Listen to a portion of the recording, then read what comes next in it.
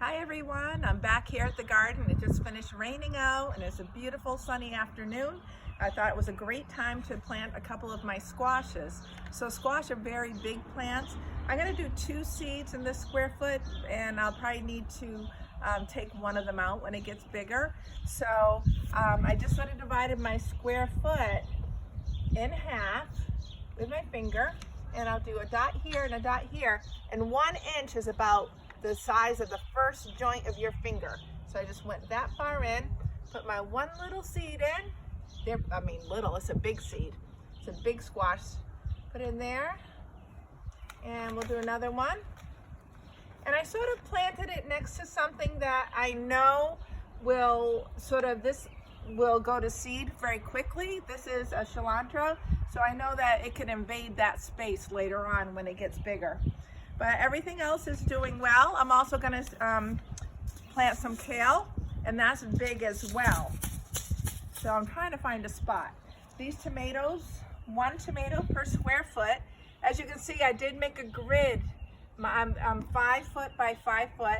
So I put little nails in, and I used some kitchen twine and ran around and did it nice and tight. So I'm sort of organized right now. And we have our tomatoes, which are going to get big, and we have more cilantro here. So I just answered my own question because cilantro is actually going to go to seed pretty quickly, but I did start some little lettuces here that are coming up. I was thinking I could plant this here. I forgot my lettuces. I marked it. You want to be sure to mark everything. 2 squares of lettuce. So I think this will be a good spot for my kale. So it's a 1 foot again. So I'm going to divide it in half and put a 1 inch hole, dot dot, because kale's pretty big too, but I think I can handle 2 kale per square foot. And this is a very cool looking purple kale, so it'll have all sorts of phytonutrients, be really good for you. I'm going to put about 2 seeds and then give it